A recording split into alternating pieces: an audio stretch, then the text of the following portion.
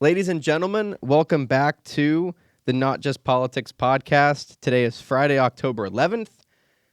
Today's guest is now his fourth appearance on the show. The managing director of the University Advising Center, the Tutoring and Writing Center, and Student Conduct at Point Park University, and the 2024 recipient of the Best Hair on Campus award, Angelo Gargaro. Welcome back to the show, sir. Thank you. Thank you so much for having me here. I am honored. It is a pleasure. And, I cut my own hair. So, and you cut your own hair. I do. So that award means a lot to me because it's self-made. I'm a self-made man. I was going to say, it's a self-made head of hair. It really is. In every sense of the word. It really is. I'm proud of it. I don't have a receding hairline yet. It's what makes people wonder, how old am I? People can't guess it. It's because of the hairline. It's a tough thing to figure out. It is. I'm not even sure that I know. I don't even think I remember. And that's a part of why, because, and I'm not even saying this just to say it. I mean, it is maybe the reason why you are one of the most loved people on campus. Yeah, maybe it is. Could be that. Could be the swag. I don't know. It could be a lot of things. It is many things. Yeah. And I thought it was very funny when Gavin Petrone wrote about that thing in the Globe and you reacted to it. I thought that was very funny. Yeah. I'm a big fan of the Globe. I really am. This is all honesty. I'm a big fan of the Globe. It's always an honor to be featured in it. So thank you, the Globe, for the love. We appreciate it. Keep it coming. Obviously, we have your attention, and we love that. Right. I saw you did the Instagram. You were like reacting to the article. Yeah. No. Listen, it's been a rough couple weeks since that article came out. I've been reflecting a lot. Trying to re-envision, am I doing the right things in my life? I've never touched social media ever. I have no clue how to use it. Right. I've never done any of this before. I certainly don't teach any classes that circle it. Not at all. No. The University Advising Center and the Tutoring Centers and Student Conduct, 3 offices that I run, are certainly tiny organizations. Yes. Certainly. I've been humbled. I've been humbled, and I'm working on doing better for everybody here at Point Park. Our social media needs to step up, apparently. Yeah. For context, the article was that tiny organizations don't need social media accounts, and then you were the one that got them as many. They picked on me. Which is not fair because you're new to the social media game. New. You're new to media in general. Yep. I don't even. What is this called that we're on? What is this? It's called a podcast. A podcast? That's a silly name. Who the hell came up with podcast? I love weird. I love in my ethics class. I just any chance I have to shit on podcasting, I do it. I'll just go for it. Podcasts suck. Firing off. Yeah, podcasts suck. Anyway, we haven't seen you in a while. It's been a minute. It's a shame. You've been a very busy guy. Yeah. How's everything been? Everything's been great. I tell people who are willing to listen that I'm living out a career dream right now. This is truly an amazing time to be doing the things that I'm doing around here. I'm grateful for Dean Palo and Dean Gieske and other people here at the university who have given me leadership opportunities to run now 3 offices with a collective 30 employees, maybe, including student workers and professional staff members. So, no, it's an honor. I'm great, busy as hell for sure. Yeah. I'm teaching 3 classes this semester on top of all of that. But look, clearly I'm not that busy. I have an hour and a half to do a podcast, right? Right. So, we're still finding balance in my life. But no, I've been good. You may have also seen recently, I'm kind of famous now. Obviously, you haven't seen it, which is fine. You must be living under a rock, Patrick. I think I'm living under a rock. Yeah. So I was on NBC/Peacock last weekend for 2 hours straight, man. I'm big into fantasy football. And so Matthew Berry, a guy on NBC who has a again, I think it's called a podcast. I can't remember what those are, but he has this show on Peacock, the fantasy football show, pregame happy hour show is what it's called. And then on Sundays he does a pregame show. And for those of us who are Steelers fans, we know that last weekend in podcasting world can mean anything. I don't remember the date, maybe October the 6th. Sunday, October the 6th, the Steelers were hosting the Dallas Cowboys here in Pittsburgh for a Sunday night game, primetime, right? Mm-hmm. So NBC has the rights to Sunday night games. Mm. So Matthew Berry, being part of NBC, came to Pittsburgh, and he was doing his fantasy pregame show live at an Applebee's in Robinson. I live right out there. Yeah. And so I went, and for some reason, they picked me to be in the background. I was in the background for almost all of the 2 hours. Nice. Eating mozzarella sticks and pretzel bites and spinach and artichoke dip and having a ton of adult beverages. And wait, so you were just in the background of the shot? Yeah. Awesome. For 2 hours. And then I also got on the air. I got to go up and ask him a fantasy football question. So, nice. I mean, yeah, I'm the biggest celebrity you've ever had on your show. Ever on the show, aside from it's you and then it's Kyle Archer are the two biggest. Yeah, but Kyle, I'm talking directly to you right now, my friend. Have you ever been on NBC or Peacock? Have you ever asked Matthew Berry a fantasy football question and got an answer? I don't know, Kyle. You let me know. Love you, my friend. It's a competition. No, arguably, Kyle Archer is definitely...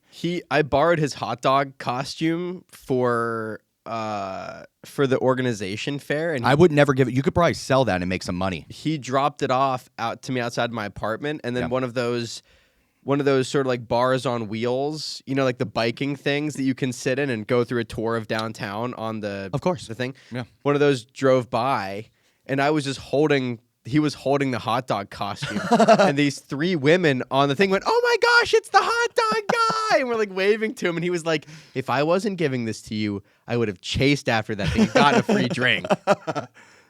So he's like a local celebrity. He's like in downtown. He really is. Let me tell a funny quick story about Kyle Archer as well.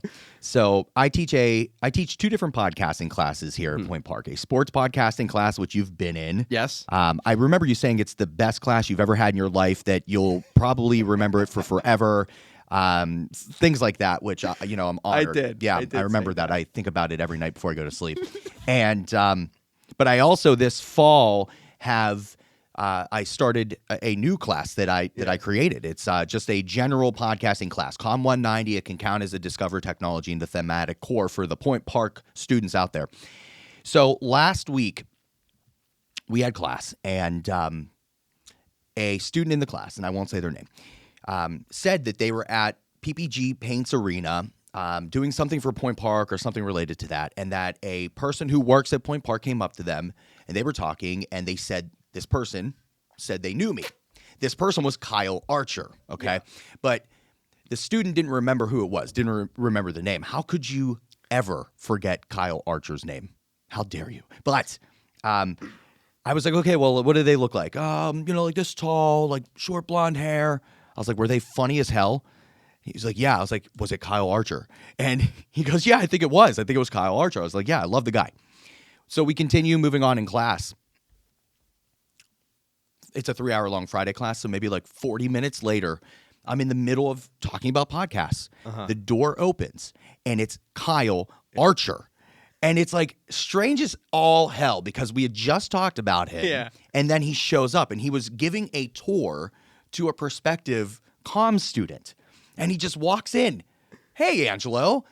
I was like, what simulation am I living in? How did this happen? I was so thrown off. I couldn't even teach the rest of the class. I felt like nothing was real anymore. But at the end of the day, it also reminded me, I guess I'm right where I'm supposed to be.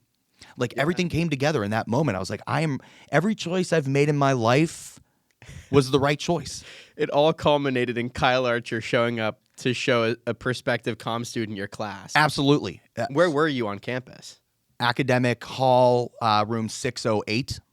Okay, so that's kind of a popular. It's the room that you had with me. Yeah. So it's kind of, I was going to say, so it's not like he found you in some like obscure, hard to find He wasn't classroom. looking for me, though. Like, Right. he was just giving a tour and wanting to show this room because it's a Mac lab and it has like the sound studio in the back and stuff like that. And so, yeah, he hung out for a little bit. And strangely enough, I had already met that student, that prospective student, at an open house that I was working for Point Park weeks before. Nice. So, yeah, I feel like if you ever come across the elusive yet amazing Kyle Archer in the wild, right? If you ever come across him, Yeah. just know you're right where you're supposed to be in You're life. right. You're Doing right. You're doing good. You've made the right choices. Yeah, he's like he's like a spirit that guides people to the right Yes. places, appear in your moment of need. Kyle Archer is validation. Kyle Archer is He's gonna clip this and post this everywhere. Kyle Archer is reassurance. And Kyle Archer is a friend of all. That he is. He is a friend of all. Yep. You've been very busy, and tell me about this new podcast. Well, I guess, and what's the other class you're teaching? You're doing 3 classes. Are you still doing University 101? University 101. Gotcha. In Okay. term 2, which is coming up in a couple weeks, I teach SAEM 250, which is career prep. Right. Okay. Love that class. And then I also teach COM 190, which is the podcasting class. Yeah, tell me about that. What is the goal and the purpose of that class? So you, as being somebody who's taken my sports podcasting class, you would see that there's some similarities certainly in this. But what we're looking to do now is to really create a big separation between the sports podcasting class and this one. Right. We're looking to take the sports podcasting class and really hone in a little bit more on the post-production, video podcasting, branding, social media, monetization, like actually trying to make some coin from this stuff. Nice. And so ideally what I hope happens is that COM 190 becomes a prerequisite, a required course to take prior to taking sports podcasting. Because I want to give people the basic understanding of how to start a podcast from nothing. Yeah. And then take that knowledge and expand on it and accelerate it in the sports podcasting class. So basically, COM 190 is teaching students how to be comfortable using their voice and being in front of a camera and talking into a microphone. People like you and me that do this all the time, you get a little desensitized to it. You get a little less nervous the more that you do it. But there's always a sense of nervousness whenever you're being recorded and that people are going to see the things that you're talking about. You want to always present yourself in the right way. And not say anything silly. And so this class is really big on repetition and exposure. I say that a lot in my podcasting classes, that the more you do something, the more you get comfortable doing it. Yep. So we're doing a lot of just like exercises and things that get us up in front of the class to talk, where we start the class every single day, and it lasts usually 15 to 20 to even sometimes 30 minutes, where all we're talking about are things going on in the world that might make for a good podcast topic. So it could be anything. So like today in class, some students mentioned the 2 different hurricanes that have been hitting the States, like back to back, and the impact. And then that kind of spiraled into like how there's like a lot of conspiracies right now around this, that the government is creating the weather and influencing the weather and putting like dry ice into the air and blowing big fans or something like that to create like an alteration of the trajectory of where these things are going. And so, we talked about some of that. Another student mentioned how we talked about Kamala Harris being on 60 Minutes and how Trump backed out of doing that after agreeing to it back in August, and a lot of back and forth there. So, a lot of this, there's a method to the madness, right? Like just getting people comfortable talking and sharing opinions and having thoughts and bouncing back and forth is a big aspect of this class. But ultimately, in a similar way to the sports podcasting class, the main output of this is for these students to create an actual podcast that will be available for public consumption, and branding it, utilizing social media to recycle the content and really get the most out of it. And this group of students, and they know who they are, they're so impressive right now. Good. They've got some great ideas. Today in class, they were presenting out the names of their podcasts that they're going to create, the topics they're going to cover. And like I would legitimately listen to some of these podcasts. I have to listen to them to grade them. And I do listen to them from start to finish. But there are some of these that I would like legit listen to for sure. Good. Yeah, I want to like meet some of those because we've always said this, like we don't know. I don't know any other student podcasters. I don't know many at all. There, I would say that there's not a lot of them. Certainly through this class we're going to get more. And my hope is I would love for everybody in the Com 190 or sports podcasting, which is SPTS 320 classes. Mm-hmm. I would love for them all to not only just do the podcast to get the grade and pass the class, but then to carry it on after the class and stuff. And only a few in my time. I've taught sports podcasting for 3 years now, and I don't know too many who have like really carried it on too far outside of the class, which is fine, right? Yeah. You were in the class, but you already had this podcast coming into it. Yeah. So, but you have like John Mayer, who, yes, he did one. In his is less of a podcast per se, more of like social media content, and he kills it. He does. He really, really, really does. Impressive guy there. So yeah, I could really see some of these students in this Com 190 class this semester carrying this on afterwards. Some have already indicated that they're going to, but we will see. But man, we have fun in that class. We really do. Yeah, that sports podcasting class. I mean, and you did you did pay me money to say that. I don't know what you're talking about.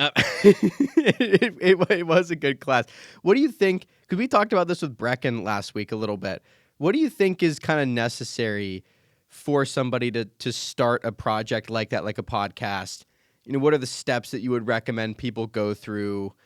And, I guess in general. Because I think the one thing we talked about with Brecken is that a lot of people have an idea, they sort of get into the process of getting started, and then they don't quite realize how much work it is and what goes into it on the weekly basis, and that they might not have a network to sustain if they have guests. Like that's been the one thing that's been actually good, I think, for us is like the fact that we've had breaks, in between semesters, has given us a chance to sort of take a break and like then you can re-up with older guests and you can find new people. So what would you recommend that people do if they want to get started? Don't start a podcast just to start a podcast. I mean, it's really not that exciting anyways. Right. It becomes exciting if you talk about things that you're passionate about, right? Yeah. So I'd say that, if you have a passion in anything, then a podcast is a great vessel to share that and to find community for it. I think if you go into it wanting to create community, you're going to have better success.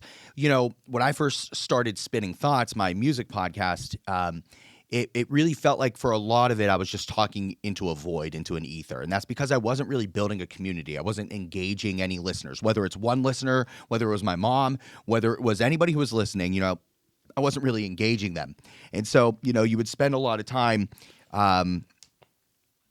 creating this content and then feeling like no one's listening and engaging. And so if you go into it because you're trying to get famous or to just be cool with a podcast, that shine will dim at some point. But if you go into it because you want to share a passion and find others with a passion and to build a community, I think that you'll find that every time you do it, you're learning something new, and that keeps you engaged as well.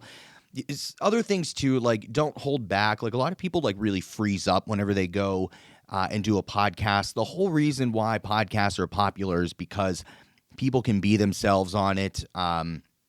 People can relate to your personality and others like that.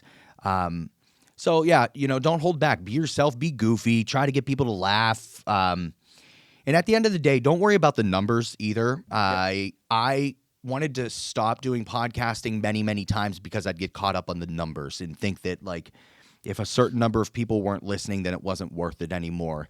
But you never, podcasts, like they are somewhat evergreen in a way where they can continue to grow and evolve even weeks or months after. Like maybe even this is a good example as like this is my 4th time on the show, right? Yep. And so people might want to go back and listen to some of the previous episodes to see what we've talked about and to see, the friendship that you and I have gained through this process and through other processes as well. So don't worry about the numbers because they can hit. Like Spitting Thoughts has been on hiatus for some time right now this year with all the new professional things I've been doing. I've just had to hit the pause button on it. But so we haven't posted an episode in some time. We still get a ton of views and listens without doing anything at all. So yeah, you never know. Just be patient, repetition, exposure, find a passion, lean into it, but go into it trying to build a community. And I think that you'll find sustainability from there. Yeah, I agree with all that. And I think the important thing too, it's potentially is like, don't do it because you want to make money off of it. That's not going to be a long-term sustainable path. Nope. And also, and we talked about this with Brecken last week, just because you have a group of friends who you think are funny, it doesn't mean that like you're immediately going to blow up. If you guys just sit in there like with no structure and you just like talk, like we've done that. Like we have people on, we kind of talk shit, we have fun and it's great. Yeah. But also it's like, this is not necessarily the top content for people outside of that friend group necessarily, unless all of you are like naturally very funny people. Yeah, I agree with that. I think that like, people get that impression that those podcasts work because you're watching your favorite celebrities doing that. Yes. And, it's like that parasocial kind of thing, like where you want to feel like you're in that friend group, right? And so like if you're taking somebody who is a celebrity and you're able to see them bullshit with their friends and have these inside jokes like that works for them because they are well known. Like you need to make a name for yourself first. You have to come up with your brand and with your mission, and you have to be consistent with it. Yep. And you have to try different things. Like don't just like do one thing and think that you found it because you probably haven't. Right. Yes. You want to keep reinventing yourself and try different things. Even the smallest things, when you post an episode, what platforms you post it on, what thumbnail you use, what font you use. Like, try different things. Never believe that what you're doing is the right thing because it probably isn't. And we all know algorithms evolve and change so quickly. You've got to kind of evolve and change with those as well. Yeah, I agree. And that's a thing that you can – and that's a thing that I think people shouldn't be afraid to do in the early days, like in the first, because we've been doing this for a while at this point. We've gone through different versions of thumbnails and we've changed our upload date. We've done some of that stuff. Yeah. It's easier to do that whenever you're just getting started. You can experiment to see what you feel is best. Yep. And who knows, like eventually we might change the thumbnails. We might change something. Who knows? It just depends on kind of what we're feeling. Yeah. And what we think is going to be best. But, don't be afraid to, I think that's a big thing too. Like, be willing to try new things because that's how you're going to do it. Like you said, you're not going to find it on the first time. You're very rarely. I don't even know if that's really ever happened. Yeah, I almost kind of related a little bit to music too. And this might be a little divisive to some extent, but like, you'll have fans that certainly you'll have fans that want a band to just stay true to like their roots and what they've done like on album 1 and 2. But there's also a large swath, including me, of listeners that want to see a band reinvent themselves every time they're putting out like a new collection of music, a new album, something like a new music video, right? And I would assume that as an artist, they probably want that as well. Like, you want to always try to push yourself to do something new and something more challenging and not just become complacent. So, think of it in that aspect where like you're seeing your musicians that you appreciate and love, their albums are always trying to outdo each other. They never want to have like that sophomore slump. Their live shows are always reinventing themselves, whether it's in pyrotechnics or engaging with the crowd or diving into the crowd or doing pre-show kind of VIP events and all that kind of stuff. Like, it's always about one-upping yourself and doing something different because – and you don't want to deviate too hard, right? Like, you want to make sure that you are catering to the community that you're building, but at the same time keeping doors open for new people to come in that maybe they weren't a fan of what you did or wouldn't have been a fan of what you did earlier, but now you're doing something that piques their interest. And it's a balancing act of paying homage to the OGs that started out with you as listeners, but then still being creative and finding new avenues to encourage new ones. You got to like take risks. Yeah. Like, you got to be willing to take risks. Yeah. For sure. Like, especially if you want to, and not that we've done anything like too risky. But we've had some people on where I'm like, we could maybe get some DMs for this, and that hasn't happened. But I think that hasn't happened, and that's been something that in our situation has like made us a little more willing, I think, to reach out there and try to get people and have those conversations that are a little more difficult, especially if you're in the podcasting space of like interviewing people and having conversations. Yeah. You have to be willing to do a couple that are going to be tough. Yeah. Yeah. And, but it's nerve-wracking, certainly. Yeah. But, that's kind of been like something that I am envious of because with Spinning Thoughts, like, we're never really, it felt like we were never really taking too many risks there. Mm-hmm. We were just really trying to promote peace and love kind of stuff. And like, Sure. I always told the contributors who wrote for Spinning Thoughts, and I embodied this as well, that we would never put out a bad review. That certainly there are opinions and everyone has them, and one album I might love and you might not like it at all. But Spinning Thoughts was never going to be a space where we were going to be like a pitchfork or something like that, where we were going to like brutally destroy artists. Like, I believe that anybody who creates any kind of art, it all should be celebrated. Mm-hmm. And if it's not your cup of tea, then that's fine. But we were not going to use it to bash people or to bring them down. We were going to use it to lift them up and to hype them up and to put a spotlight on marginalized communities who don't always get that spotlight in the music world, especially in pop punk and emo and metal and stuff like that. Mm-hmm. And I'm glad that we did that, but it also, like, I like to make things a little spicy. You know what I mean? Like, I like to kind of, push the envelope a little bit. And you probably know this side of me from just conversations we have not being recorded, that I like to see things from all sides and all angles, and to do that you take risks. Like, you take risks if you want to talk to somebody who maybe the majority of people have a different view on. But man, I love to hear it. Like, I love to hear it. I think it's interesting, it's intriguing, and I've always been of the field of thought that You take the biggest risk by blocking out thoughts and opinions that you disagree with. That's your biggest risk, because then you're ignorant to it. You have no way to defend yourself or to educate yourself or anything like that. I'd rather know what people who I disagree with, whether it's in entertainment or politics or whatever it is, I'd rather know what they're thinking. Just one, so I'm a better informed individual. But how the hell else do you create change? How the hell else do you fight for what you believe in if you don't know who's fighting against you and what beliefs conflict with yours? Yeah, that's true. And oftentimes you come to find out that those people aren't necessarily fighting against you. Right. A lot of the time. They're fighting for something else, and there might be a conflict there. But yeah, and I think I've always respected that about you, and that was something that definitely I think helped our friendship come along, is that you were able to relate to that, because we had the same approach with that. But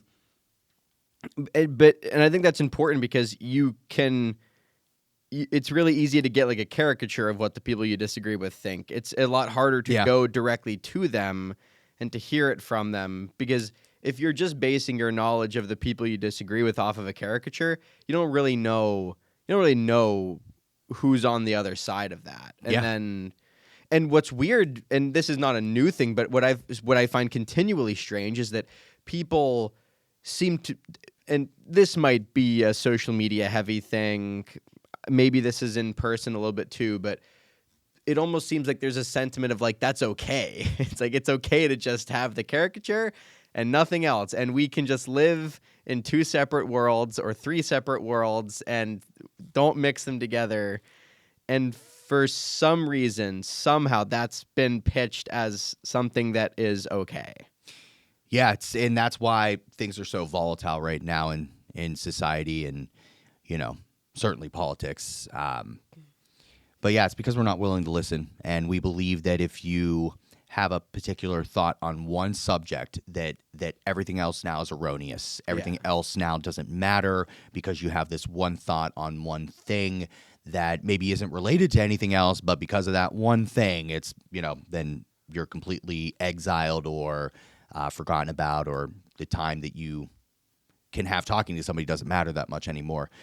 But, I feel like maybe we're heading in a better direction here. We're in the middle of a crazy election cycle right now, and I'm seeing some glimmers of civil discourse, like the smallest thread. I don't want anybody to misinterpret what I'm saying. I still think there's a lot of division and all that, but I'm starting to see like the slightest little, and I hope we keep going in that direction. You learn a lot from just listening to people and not judging people. We don't like stereotypes in a lot of different ways in life, so why use them when it benefits you, right? Yeah, right. Yeah, it always feels like it's whatever works for ideologues. It's like whatever works for them. So it's like stereotypes are bad, except this one for the person I disagree with. And it's like, well, that one's okay, and it's like, well, that's not. It doesn't exactly make sense. We're jumping around a little bit here. Yeah. So you said Spinning Thoughts is on a hiatus. Yeah. What do you think the future of? I mean, obviously, anything that you're willing to talk about here. You don't have to give away any plans or anything like that if you don't want to. Yeah. What do you think the future of that platform is? And what do you think's next? It's so tough. I think about it so much, and it weighs on me a ton. Creating Spinning Thoughts is one of the things I'm most proud of in my young adult life. I really taught myself how to do it without any help from anybody else. It grew into something that I never thought it would or wanted it to be at all. I was actually just telling my podcasting class a little bit about this earlier today. There was a full circle moment, like as I was joking around, but I really did. Like I was on that NBC Peacock thing with Matthew Berry. Mm-hmm. Matthew Berry used to be on ESPN and had the Fantasy Focus football podcast. Mm-hmm. And that podcast, and Matthew Berry was the whole reason why I even started Spinning Thoughts. It's kind of crazy that a fantasy football podcast created my podcast, which is then allowing me to teach podcasting to students. So I'll get to your question. I'm going to digress slightly here, but I used to be the commissioner of a fantasy football league, a family football league, fantasy football league. And I always used to do like these email recaps of the week, like who did good, who did bad. I'd talk shit on some family and stuff like that. And people would then weigh in on the replies and everything. And it was fun. And then I was listening to this podcast that Matthew Berry was on. And I was like, it'd be really cool if I did like something like a podcast. Instead of my weekly emails, I'll just record myself talking shit on my family and how bad they did and how I whooped their ass and, all kinds of stuff, right? So I started just doing like this little family podcast. It was literally just sent in an email to the 10 or 12 people in the league. That was it. It was never posted on the internet or nothing like that because it was really, really intimate and specific to my family. Right.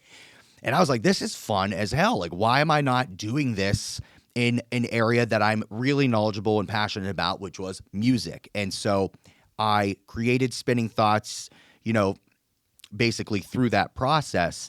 And a lot of the format and the approach and the engagement tendencies that I had and the community building desire that I had was all based off of the Fantasy Focus podcast with Matthew Berry. And so it was awesome then to like literally meet him and be on his show just last week because really like I owe a lot to like that experience with him from years and years and years ago of just starting to watch his show. And so I'm really proud of Spinning Thoughts from taking something from nothing. And this is a great example, in my opinion, of how I didn't just build a podcast or a brand. I built a community. Yeah. That was what I was always most proud of. I had 15 people writing for me and contributing from around the country with 2 in Canada.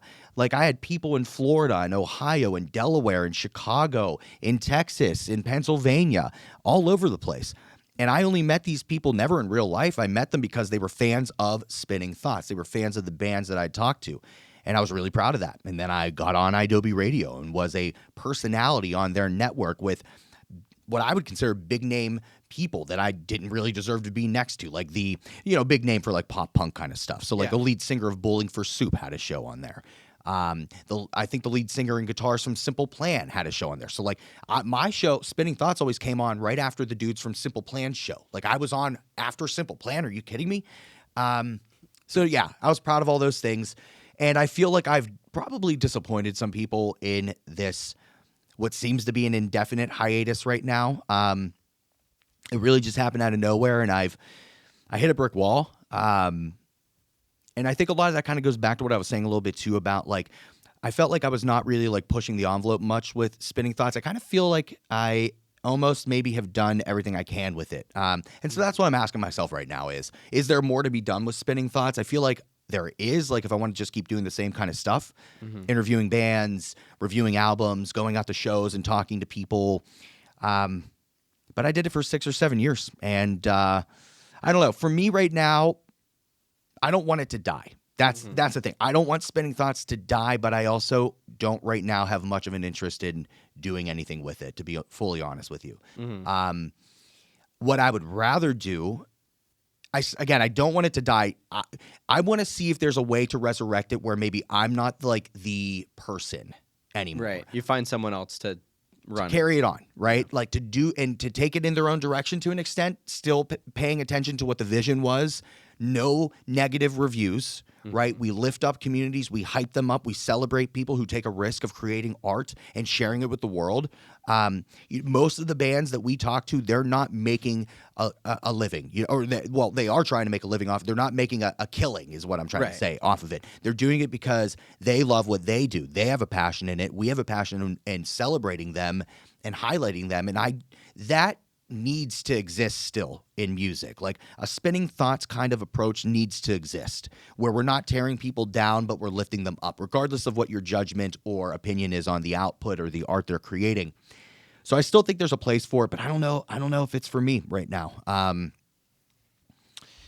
So we'll see. I mean, like if you go and try to look up spinning thoughts stuff, like a lot of the social media right now is private, which I mean, that makes no sense for any podcast to put your stuff on private, right? Right, yeah. But my stuff is right now because we're not really doing anything with it. So I felt like putting it on private was probably the best way of just kind of indicating that, we're taking a breather, we're reevaluating. I got a lot of love for the contributors and family of Spinning Thoughts, all the people out there who listen and contribute.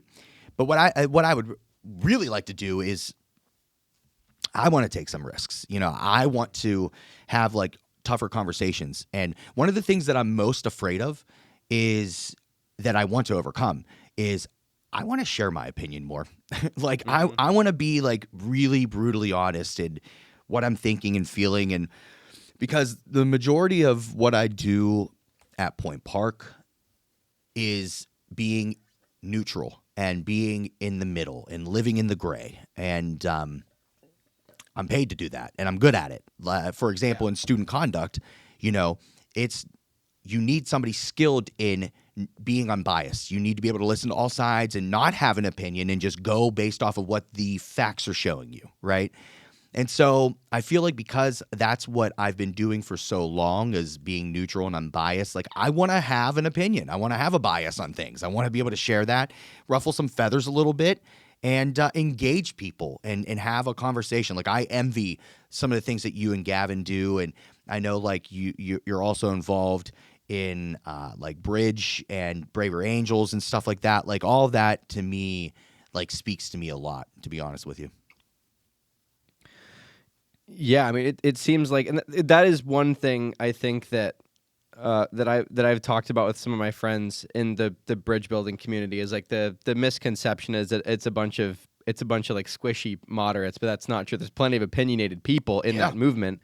But the one thing that I don't know if it mainly just like people in my inner circle that I've spoken to about this is that what we've found is that sometimes you do feel like you don't really have any opinions because you spend so much time making space to help other people that you start to go, oh, I don't know necessarily how I feel about gun control because I haven't done the issue. I haven't thought about it because I've spent so much time hearing from everybody else about what they think that you start to not lose it, but you just start to kind of disconnect yourself from some of those feelings. And I would imagine that that's happened to you, probably even more so than it's happened to me and my friends. Because again, it's been like your actual profession. It's been like your job to sort of do that. Yeah, I would love to see you do a sort of talk show thing. I would love to see it. Yeah, I would too. And obviously, like I've just got to be intentional and cautious with it. I love my job and everything I do here. And I would never want, And I also don't want to paint the wrong, but like I'm not like radical in any kind of way. Like I don't Right, want, right. I don't want to like start saying like, are people like, what is this guy thinking in this Right, stupid mohawk head of his? People think you're just gonna start like firing off wildly on the mic to start saying. But that's what happened. I mean, I won't say who, but because there's always been the joke that I've had I've always had this joke among my friends is I'm like, people on campus that don't really know me think that I'm like a crazy right wing guy just because I'm like a little bit conservative on campus sometimes. Yeah.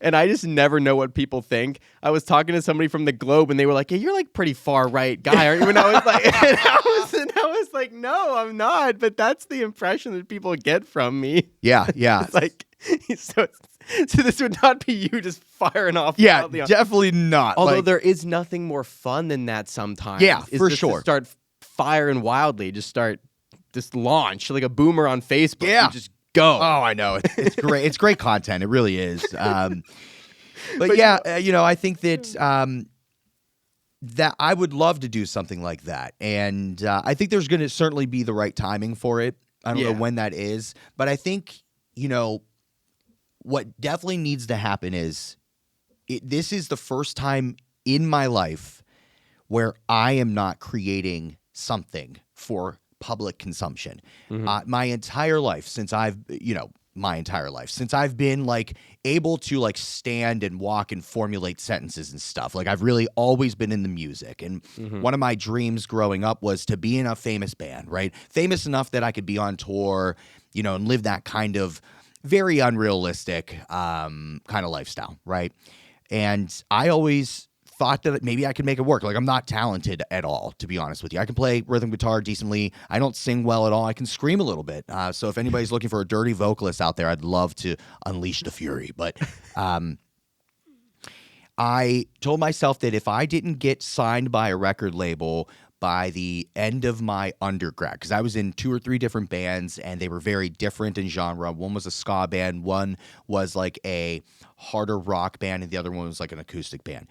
And I said, if one of these bands does not get signed by the time I graduate from my undergrad, that I'm putting that dream kind of to the side, and I'll just continue writing and making music for fun without the intention of it becoming a profession or something like that. And so that dream went away. And after I was done playing in bands, because all my friends like were getting married and having kids, a bunch of idiots, by the way, I'm joking. I was not able to really be in bands anymore because there's no one to do it with. Everybody was like growing up, like they were going and starting families, which is admirable and all that. But I was not at that stage, right?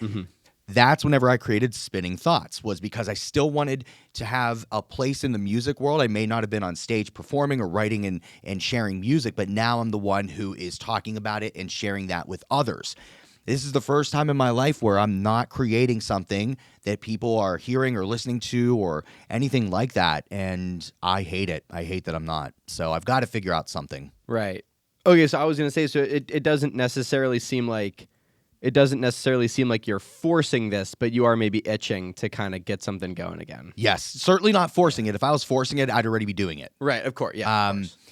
That is an important thing you talked about, how you said, you know, if I can't, because that's one thing that Ed Treversary talks about a lot, is he was like, I couldn't get myself on the stage, but you can find another place in that space to exist. That's kind of what we did. You know, we didn't, like, I'm not a broadcast journalism major, you know, neither is Gavin, right? Like, we're not.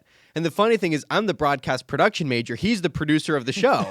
I'm not even, I mean, it doesn't even make any sense. It's the crazy, but we didn't go down the traditional, like, and I love my friends at UVU, like the student media Point Break trade, but we didn't necessarily go down that route, but we still wanted to do this. So it's like, that's one of the great things about podcasting too, is like you can create your own space in an industry where you can still be a part of things, even if you couldn't get yourself where you initially wanted to go. Yeah.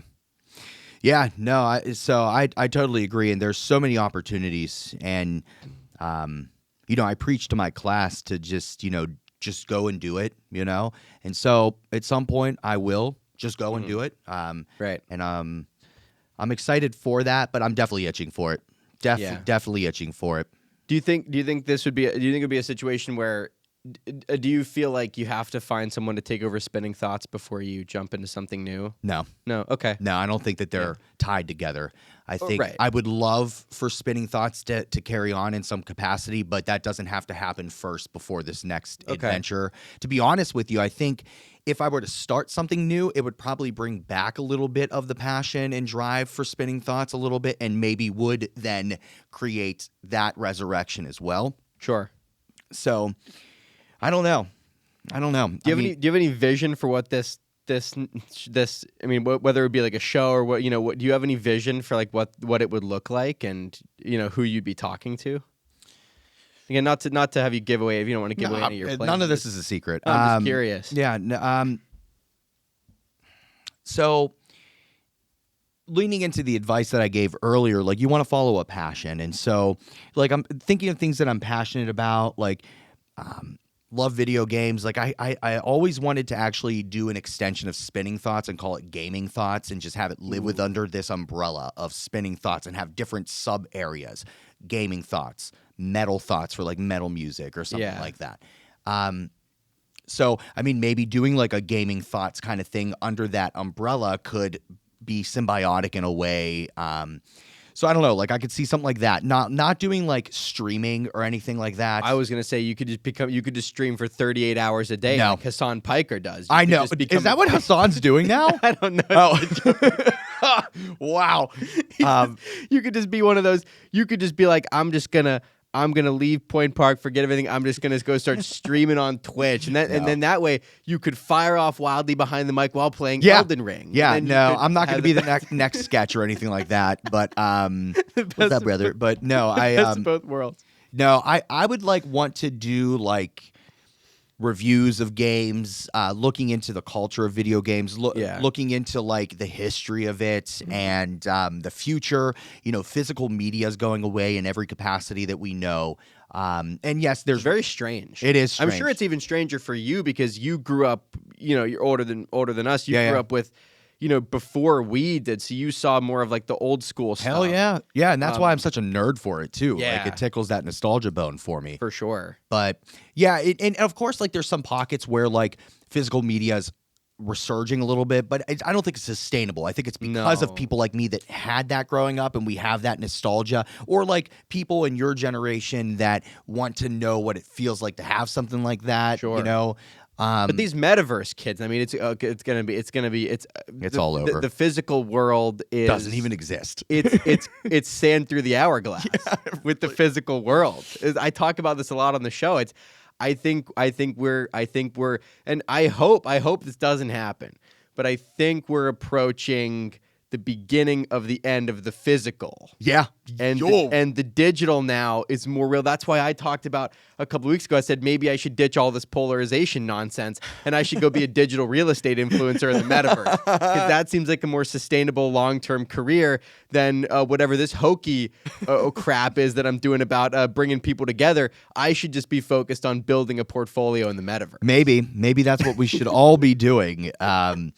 You'll have to twist my arm for that one though, for sure. But yeah, I think that, so gaming could be something that I would lean into. Sure. But to be honest with you, like the thing that I would love to do is a lot of like what you guys are doing. And we've talked about this kind of stuff. Like I'm a big fan of Bridge and Braver Angels, and the thing that I try to always teach my classes in any capacity is civil discourse, whether that's if we're talking about different kinds of podcasts that we like, or the content, like there's political podcasts, there's entertainment podcasts, there's sports podcasts. Like we've got to be open-minded to be able to talk about these things. And if somebody likes a particular right-leaning podcast, that should be okay. Doesn't always seem to be okay with a lot of people. But yeah, like I would really love, I'm a well-informed individual, I'd like to think. And I think that's because I watch media from all sides politically and socially, right? And so like I would love to be somebody that has a podcast that's really dedicated to just long-winded, deep conversations, wherever the wind takes you, but with some structure. Again, kind of like what you guys do, but with a focus on politics and social stigmas or social trends or cultural kind of things. that's what's dividing us the most right now. And I feel like I'm getting in a stage of my life where like I want to help make a positive change there. And to me, I think you are. I mean, to give yourself some credit, I think you already have. I mean, with your job, I mean, I would say so. Yeah. But I see what you mean. You want to get more into that space. You want to dedicate a little bit more energy to that. for sure. And Probably makes your job easier yeah, if people are less divided. It yeah, probably- yeah, exactly. And you know, I'm a human being too, and you know, I've got my own thoughts and all of that. And I would love to just have a platform where I could be more of myself. But a lot of this is also like I struggle a lot with anxiety and you know, people's perception of me is a tough one. To digress again slightly on this topic, you know, I had a pretty pivotal moment in my life. Before I was at Point Park, I worked at a different online institution of higher learning. And this was my very first time in the industry, right out of college kind of stuff. And I was trying really, really hard to get a management job there, to move up the ladder. And I was well liked there. I had a couple mentors that were like assistant vice presidents there, all this stuff. And they kept encouraging me to go and apply for these jobs. And so I'd go apply for them and I wouldn't get them. And I'd be like, what the hell? Like, these guys are like, they're my friends, you know, and they're telling me to go apply for these. And I'm thinking that I have it in the bag. That was the issue, actually.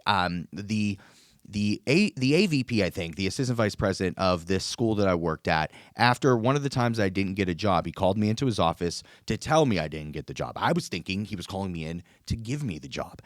And he sat me down and he told me that point blank, you're not getting the job and likely you'll never get a job, like a promotion here. And the reason why is, and this has haunted me since, and this has created kind of like a thing that like worries me.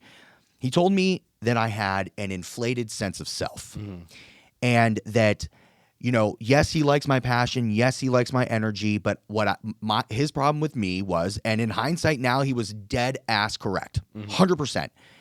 But I would have never known it if he wouldn't have told me. And so actually I'm eternally grateful for him.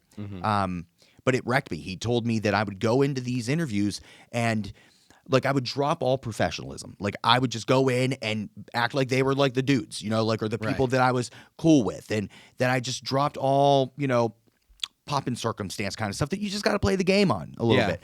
And I thought I had it in the bag every time and went in with that inflated sense of confidence and inflated sense of self. And so he told me that. And I literally remember like I left for the rest of the day. I cried. Like I just was like, how the hell could somebody think that about me? An inflated sense of self? No, I'm a good person. Like I think about other people. But he was right. 100% he was right. And ever since then, like I've had like this complex almost like where I get a little worried about people's perceptions of me. And I worry that people think that I have like this inflated sense of self. And it's actually created a lot of lack of confidence in me. So anyways, I say all this because like this is also part of the reason why I haven't really gone in the direction that I was saying I would like to go with being able to have like, you know, more open conversations and share thoughts and opinions, because I'm worried that part of me might come back. And I work really hard to make sure that I'm grounded and approachable and reasonable in my thinking and actions. And so I'm stuck in a cycle, I think. A little existential. That's interesting. You have. I think you did tell that story before at some. Have I? Maybe on this podcast? I think so. I've heard that story before. Oh well, sorry for the repeat. No, of course. I think it's a great story. I mean, I think it's important because I do think that, I mean, just to perhaps not that was dark, but it's like the one thing with podcasting is like it's a bunch of straight white guys. Did you see I changed my Instagram? Did you see my? I literally just changed my Instagram bio. Sorry for the people that aren't that can't see this, but I literally just changed my Instagram bio, and I have a thing on my screen, but you can see that second line that I just added. You can see that. The second line, you mean? It's hard to see with the line that actually exists on your phone, blocking it. The pixelation. Your favorite straight white man with a podcast. The most dangerous person on the planet. right. But that's one of the bits that I do is I just kind of like, and what I was talking to Gavin about this. I was like, maybe one of the reasons why we didn't get any problems is, and maybe this is just some advice that I could give, not necessarily me giving you advice. I mean, it's crazy, but it's just lay like it down. the one thing I think that's helped me is I just take away that ammunition from people. Yeah. I just hit them with all my self-awareness. I'm a straight white guy with a podcast. Yeah. I'm an advocate for free speech. Now what are you going to do? Yeah. You know what I mean? Laying it all out and there, I'm willing to sit down with anybody. Yeah. And I think that helped a little bit in just like not taking myself too seriously. Like I'm just here. Yeah. I'm trying to learn stuff. Yeah. And it does seem like you've done a lot of work. You've done a very good job at making that self-correction. I do understand that you would be worried about that coming back, but I mean, maybe that would be my advice is just, and I think you already do this already. Like, just don't take it too seriously, you know, and just be a white man with a podcast in 2024. You got to lean into it. I think it helps because then people go, oh, now what do I say to this? Now you have to engage because you take away all that ammunition. And I think in a way it also takes it away from yourself a little bit. It's just like, oh, I'm just here doing the thing. Let's just have a conversation. No, I mean, it's really, really great advice, and I appreciate you sharing that. And I think that, you know, this also, I think it encapsulates a little bit about like how amazing like a podcast can be, how amazing a college campus and higher ed can be. This is why I love this environment because, you know, yeah, I'm running 3 offices. Yes, I'm teaching 3 classes,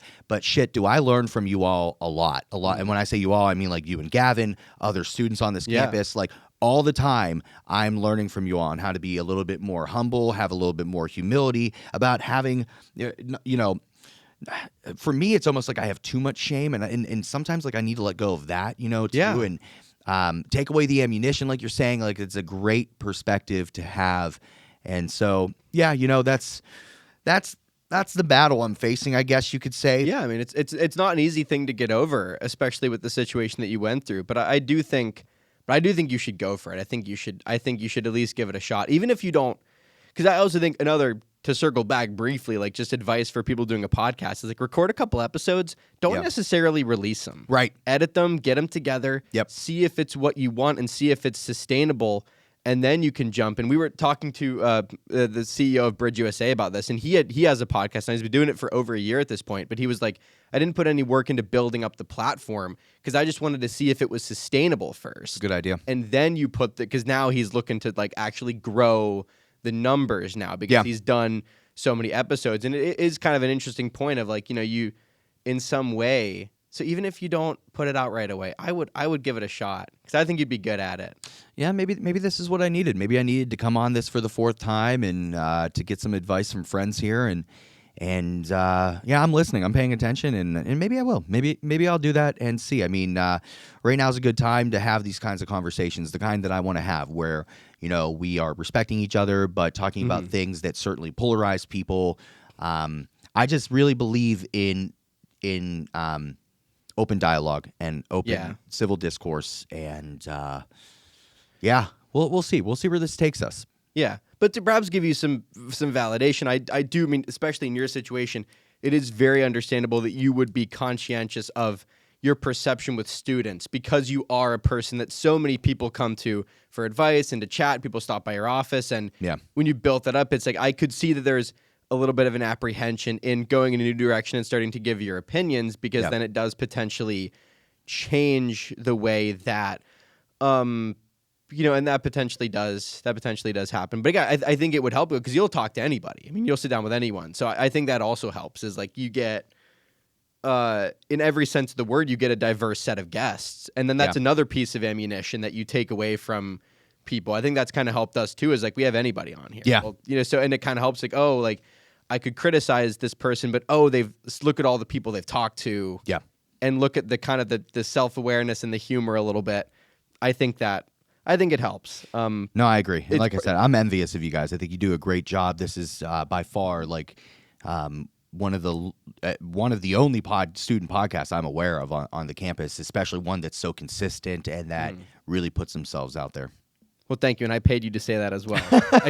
Just a lot of money back and forth. Now we're even. The money I paid you, you've paid back to me. It's a cyclical thing of money. Really is. We just take the same $2,500. We just keep cycling it back and forth. I paid Angelo $2,500 to showcase us in the podcasting class. Yeah, you do. I paid you exactly. And it's just and it's the same amount of money. It just gets traded back and forth. We're all winners over because of it. It's like It's like a corrupt government. It just is. keep passing cash back and forth to each other. I love the image we're giving ourselves right now. It's like a corrupt government. We're tossing $2,500 back and forth to each other. Tossing money back and forth. Yeah. We're trying to get Brisalis on again. Nice. Do you have any advice for us? Things that we should maybe talk to him about, and a place to take that second conversation.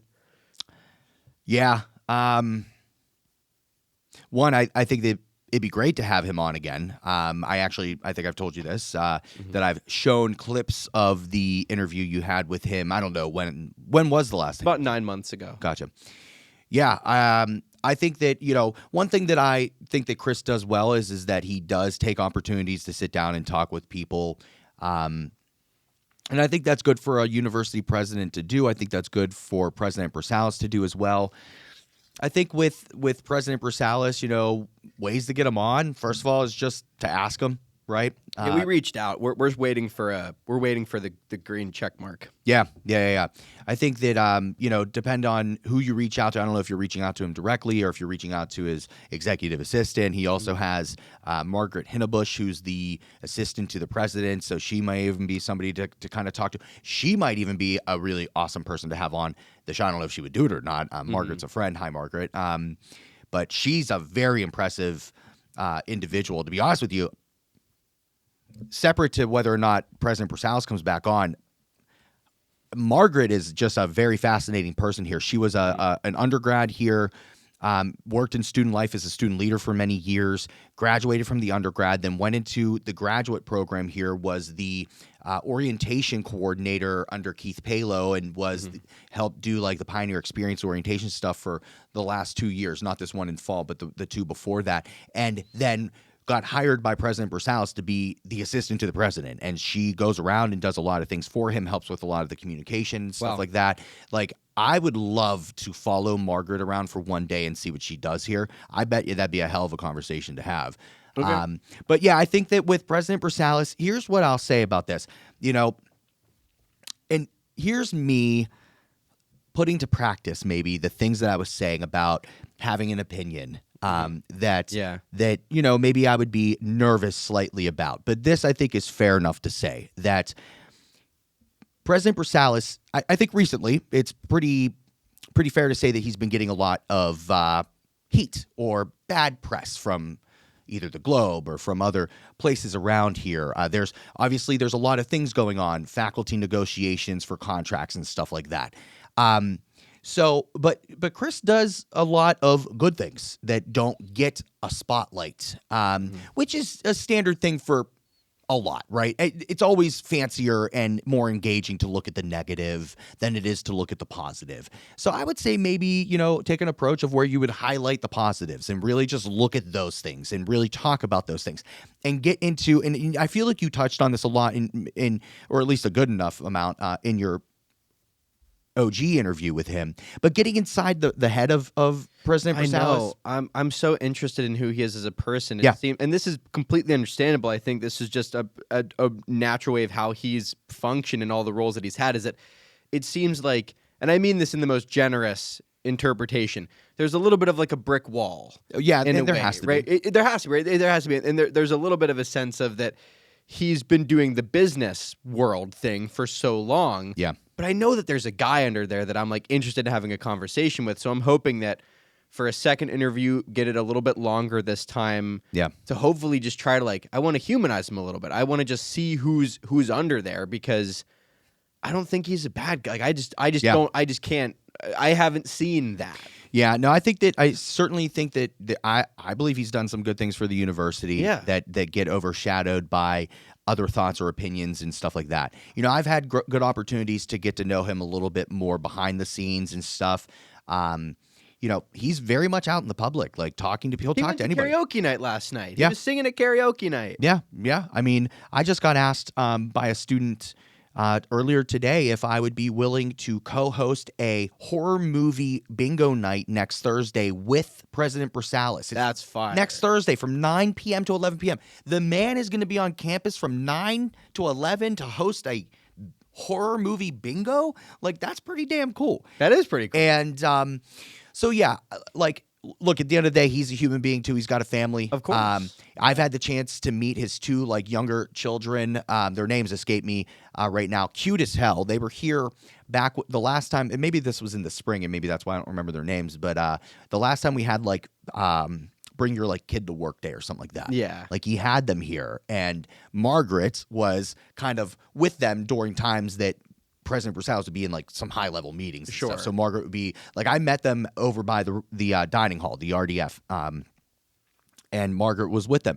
Cute as hell, regular kids. And yeah, I mean, he definitely has, I'm sure some walls up. And I think that this isn't directly towards President Versailles. I think it's anybody in his type of position. Yes, definitely. People just want to get the gotcha moment with him. Yes.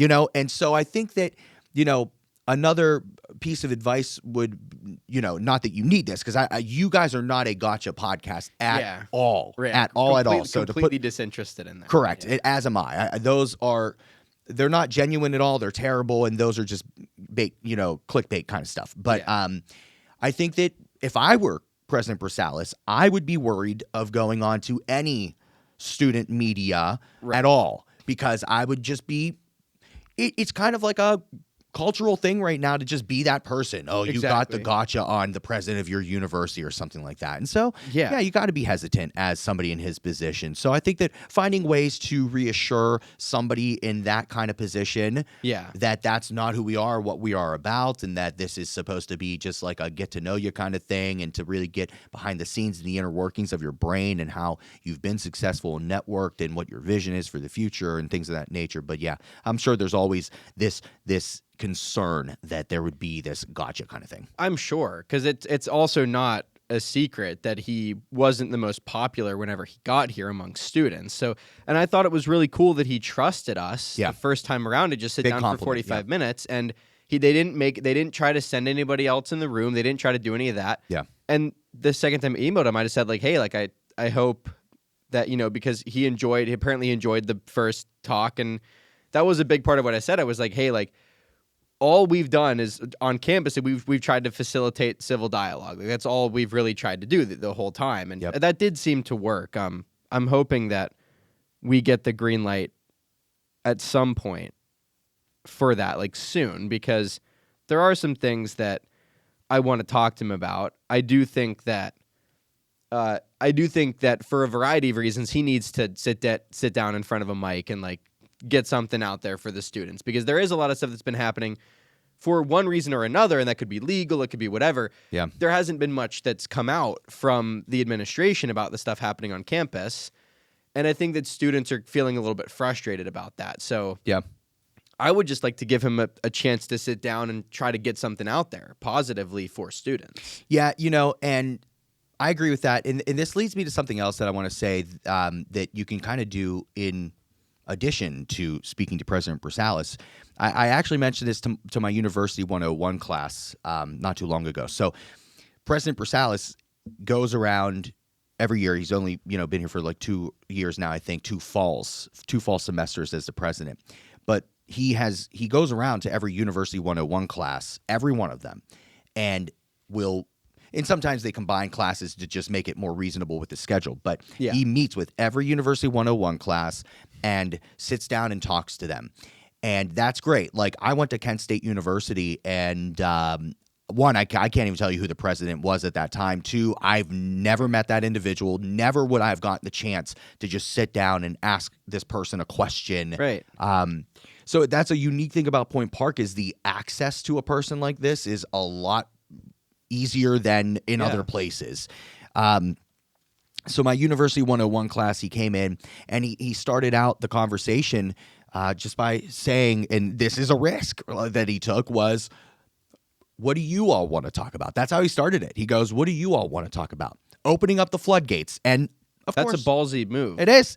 And, they took advantage, not advantage in a bad way. They took the opportunity to do so, right? That's what I mean. They took the opportunity to take him at that offer.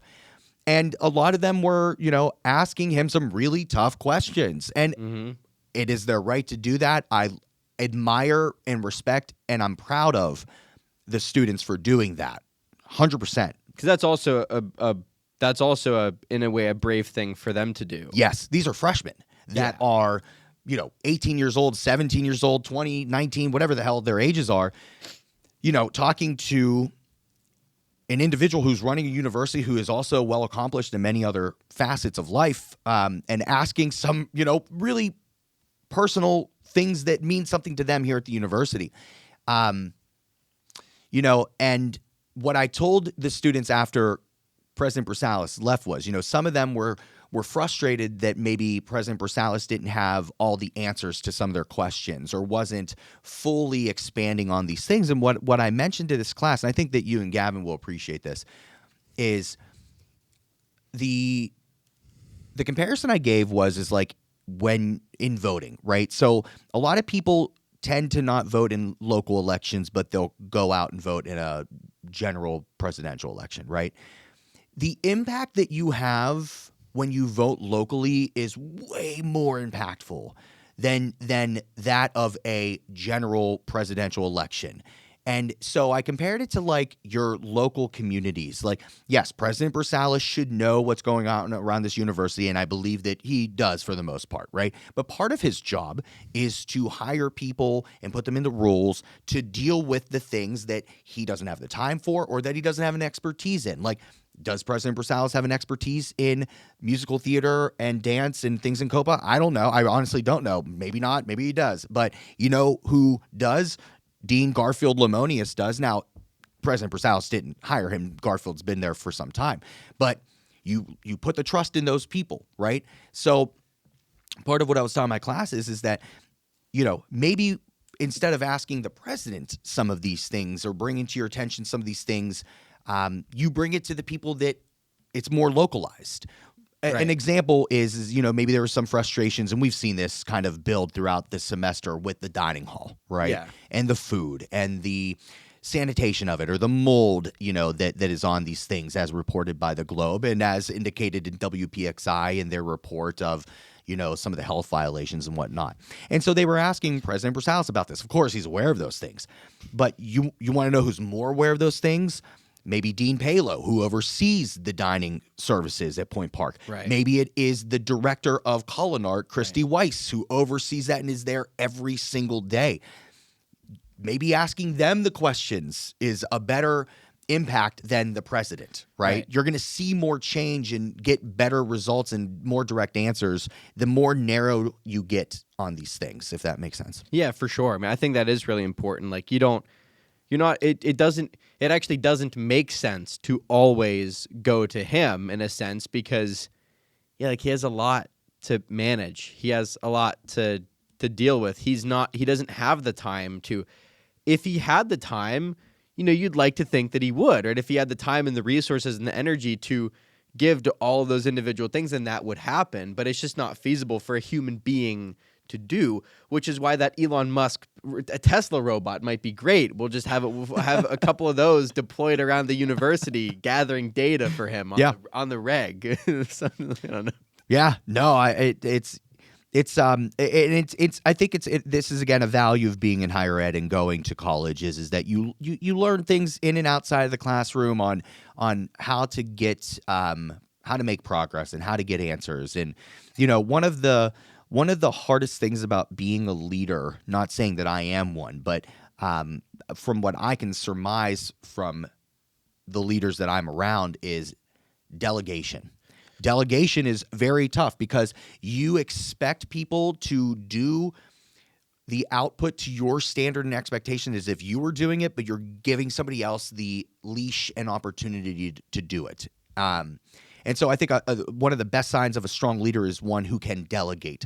You don't need to know everything about everything or be an expert in everything. You just need to know how to find the right people to do it, how to set the right expectations, and how to hold them accountable to meeting that standard. Is President Brsalis doing that? I'll leave that up to other people to opine on and to discuss. But yeah, I think there's a lot of really good leaders around this campus that can make the changes. Go to them, talk to them. They're great and they want to help. There's a lot of people around this campus and around your local community and all that can help. Yeah, I mean, just in the School of Communication, you have Bernie Ankney and Andy Conti. Like, those are two people right there. I go to them all the time for stuff, and it is just easier. It is easier to go to them because they're the people that are directly running the thing, and they know what they're doing, and they're very open to listening to students. And yeah, I think that is a thing. And I'm relating everything back to podcasting today. What? Can someone define what a podcast is first? How have we just been talking this long and we still don't know what a podcast is? You know what the funny thing is? You're asking that question as a joke. However, I do think we're getting to a point where your joke question is becoming more and more legitimate by the day because I don't quite know what it is the industry is anymore, because for some people, it's just two guys in a basement and one of them pretends to be an idiot. Yeah. And the other one pretends to be smart, and they make $1 trillion a month on Gavin put up a definition for us. Man. Thank you, Gavin. A podcast. Oh, boy. A podcast is a digital audio file made available on the internet for downloading to a computer or mobile device, typically available as a series, new installments of which can be received by subscribers automatically. This is odd. Strictly dedicated for straight white men. That's odd. Yeah, we may have to consult Merriam-Webster about that. What is going on with that definition? I feel more confused now. Right. What the hell? But no, that was an idea I had. I had a bit where I was like, I'm going to write a book. My first book that I write is going to be called Everything's a Podcast. And it's going to be all about how you just really anything can be a podcast at this point. Yeah. And it's not just this as a podcast. It's the idea that we're living in this world now where you can make anything a thing. Yeah. Any piece of information, any idea, if you are enough of a riverboat casino captain, you can sell it to somebody. Yeah. All you have to be in today's economy is a huckster. And you can figure it out in you can make it work. You can get 1 trillion followers on social media and get ads from Blue Chew and Athletic Greens in 3 minutes if you just have the right stuff. Yeah. And that's why I want to write a book. It's called Everything's a Podcast. And it's going to be the subtitle was going to be How to Become a Master Bullshitter in the Age of, in the digital age, in the post-truth world. In the post-truth. In the post-truth world. That's what we're living in. And I say it as a joke, but truly, I mean, we're doing this and we have fun here and we're trying to do something cool. And there's many cool podcasts, but there are just so many people. I mean, I proposed a gun buyback program. I proposed a microphone buyback program from the federal government. I think the federal government should just start buying back podcasting equipment because it's a problem. It is sometimes. a problem. It's a problem. Yeah, it literally, and it's yes, it's funny and all that, but it's also like that's also part of like what a podcast really is and why it lifted off. Why podcasts have lifted off and haven't plateaued is because it can be anything. It can be anything you want. Yeah. I talk about this too. Like, it's the same thing with being an influencer now. You go on social media, literally any niche you can think of, there's an influencer for it making a ton of money, and half the time you don't even understand why they're so popular. Yeah. You couldn't even put a finger on why some of these people are so famous. Yeah, and you know, as we talked about at the beginning of this episode, the Globe said that myself and the UAC that we're, like our social media, we're behind on the trends because we did like that speed tour. Yes. And all of that. So here, maybe this is me yet again being behind the trends, but like the thing that's like on my TikTok feed right now is this Big Justice and AJ guy. Yes. The Rizzler. The Rizzler. And it's like, yes, if that's not the embodiment of how like anybody can be an influencer, like then I don't know what is. And I just can't stop hearing like double chunk chocolate cookie. I can't stop. That's one of our favorite bits. I've said I'm voting for the Rizzler for president.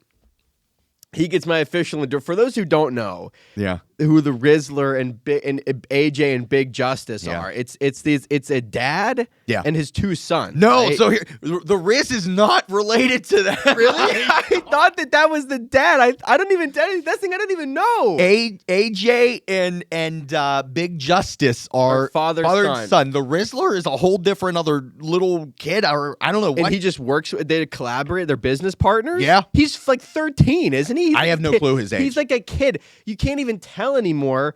It's this guy. Do I show this to the people? What is this? Oh yeah, he was in like a jersey. He was like on the field. They were in a celebrity game Right. with like Kujin. This is another dude who I don't even know.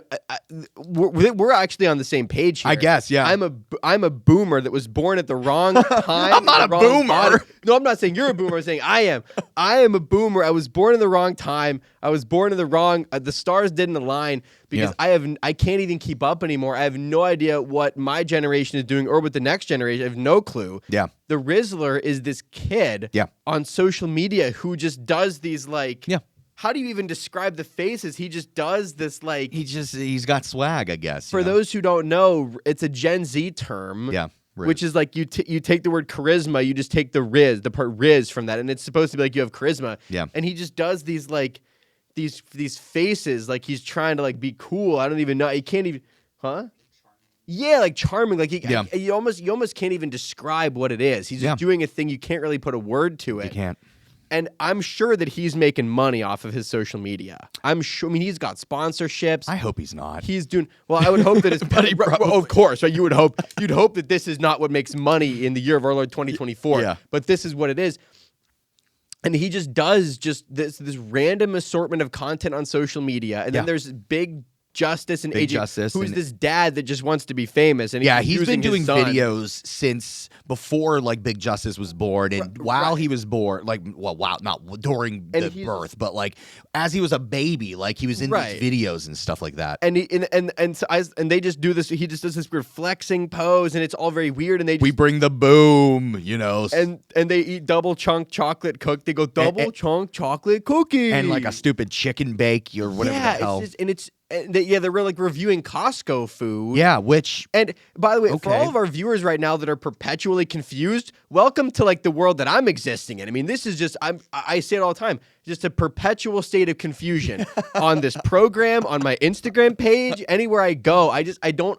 It's impossible to keep up with any of this anymore. It is, and not that I'm like trying to, but it's just really funny. Like anytime I check in, I'm like, oh, it's impossible. Yeah. And this kid's he's reviewing Logan Paul and KSI friends of the show. Yeah, Logan Paul. We love you. He's reviewing like Mr. Beast and Logan Paul's new like Lunchables remake thing, which is just poison in a box. I mean, let's be real. Yeah. And he's like wearing like a Prime bottle suit with Logan Paul and KSI, and it's like this kid should not be drinking Prime. It's poison in a bottle. Yeah, we were psychically altered forever after consuming that product on this show. I've been told by a medical professional that I'll never be the same again. Never be the same. Ever. I know. I'll link that episode we'll link that episode in the description so people can see how much we were sane back then. We understood what was going on. Yeah. We had everything. It's been a downhill. Yeah, I've lost everything in my life really since then. That's friends, family, money, connection. Right, hair, money back. Right, exactly. Yeah, not hair. The Mohawk had a shine. It did. Now before it's that dull. moment that it just doesn't. And it's amazing you won the award. I know it is. Even through that adversity, it's a testament to really how amazing it is. But self-made man. If people go listen to that episode, it's just. You'll see what happened to us. That's whenever my perpetual state of confusion by drinking Prime. Yep. And this kid's like wearing a costume of it. He's like doing the Rizzler faces. I'm voting for him for president. We desperately need this man in office.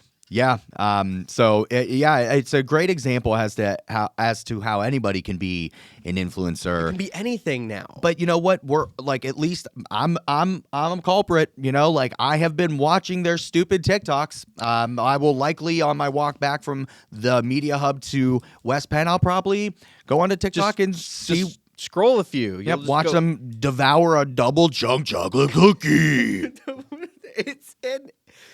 And it's just, I mean, God. this is, and then you wonder why we have problems, and it's because all the kids nowadays, they just want to be that person because, and I think and now I'm going to go into cultural critic mode. Now I'm going to go all serious. I think it might actually be because the economic situation for Gen Z is so different from what older generations had, that we're like, oh, you can't take the traditional route anymore and get where other people got. Yeah. Because it seems like it's all fucked and it's stacked against younger people now that they go, oh, how do I make money?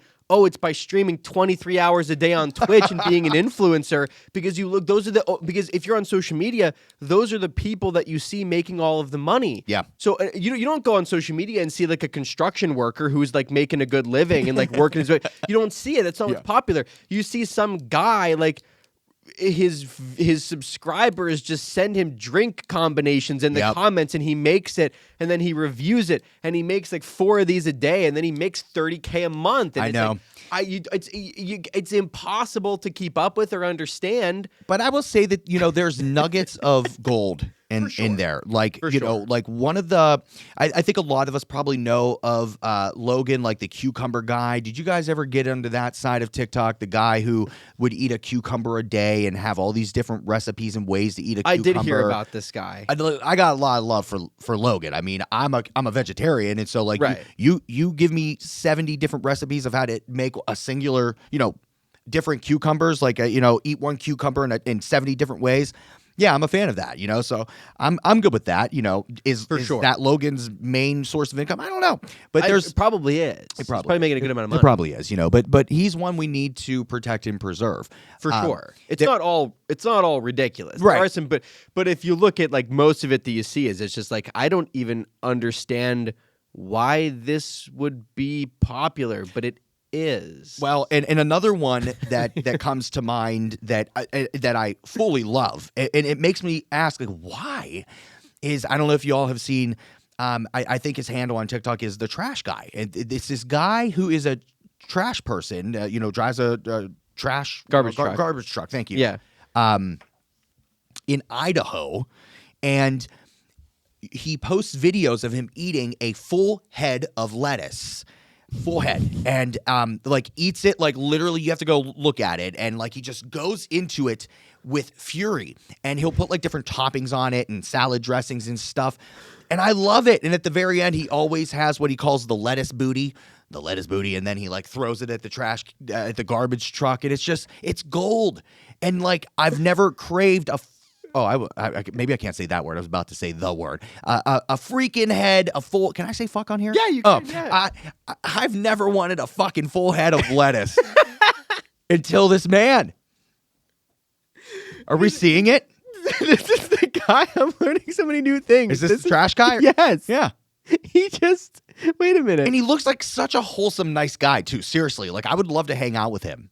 And he just eats a whole, this is the thing? Yeah. He's slamming a Powerade right now. Yeah, he also, he does, he like combines drinks too and washes it down with, he's a great, like honestly, I'd be friends with him. And he's just eating a head of lettuce. A full head of lettuce. And this guy is probably making not $0. But not enough for him to quit his... Sure. Yeah, but maybe he enjoys it. But this is a supplemental income for sure this is. Guy. So the business world is ending, because I thought about this. What if you brought back Andrew Carnegie, right? For all of his flaws. And this guy built like railroads and factories, and he made steel, and he built this. He literally built that. Now he didn't, but like, the machine that he created built this fucking country. Yep. If you brought him back, would he have a heart attack to see like Mark Cuban selling NFTs of him dancing in a Dallas Mavericks jersey? Yes. And they're going for like $10,000. And then you go on social media, and I saw this kid, he makes $30,000 a month on TikTok. You know what he does? No. He has 3 accounts.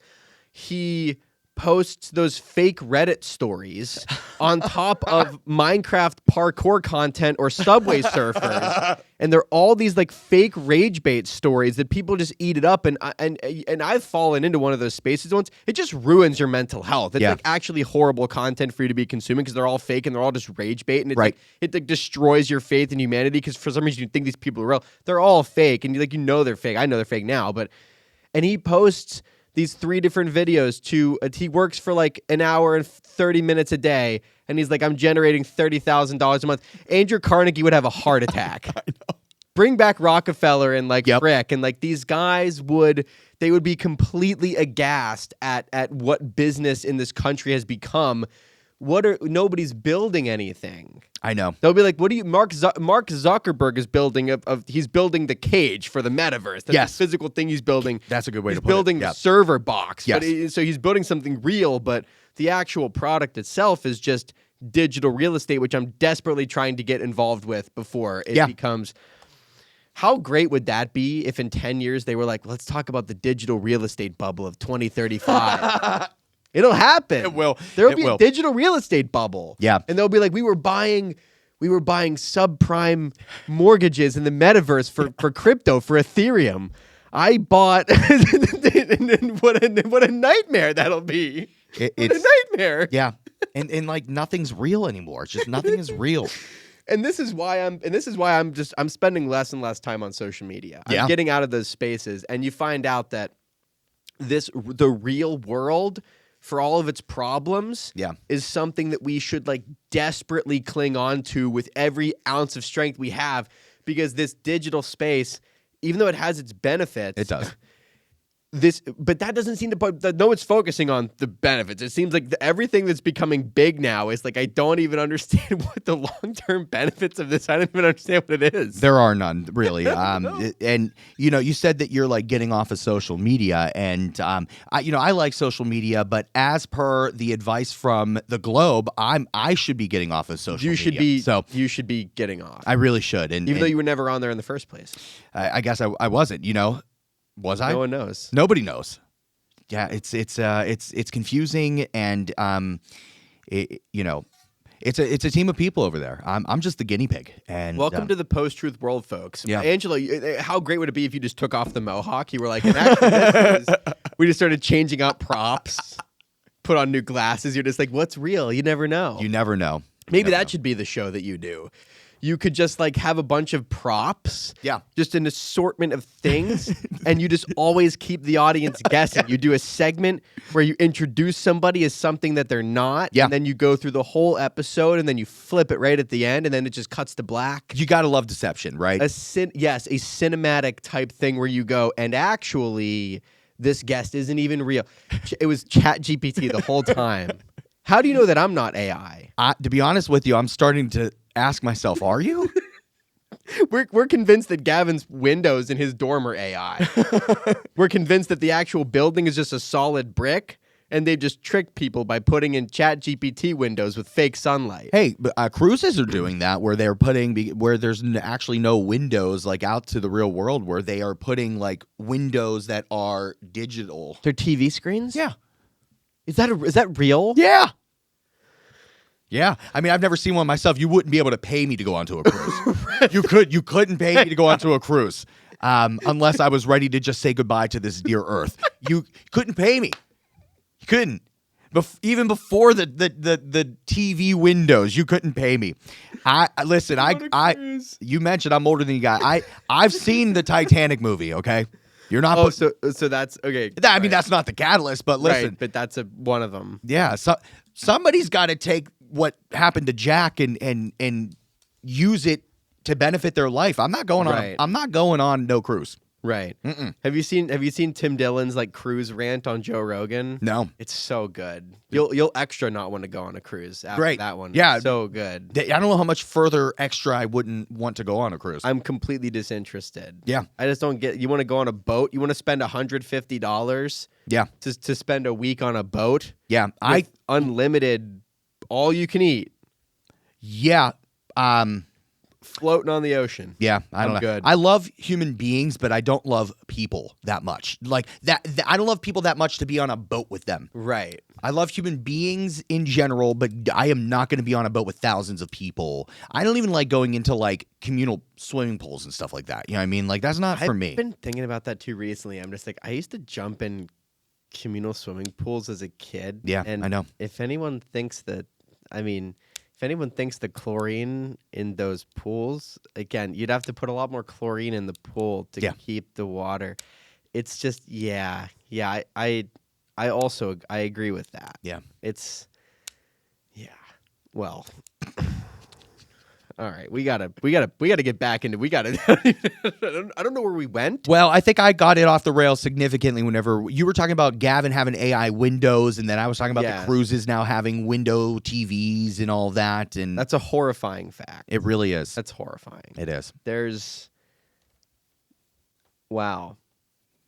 And that might be every window on campus. It really could be. I mean, it could be.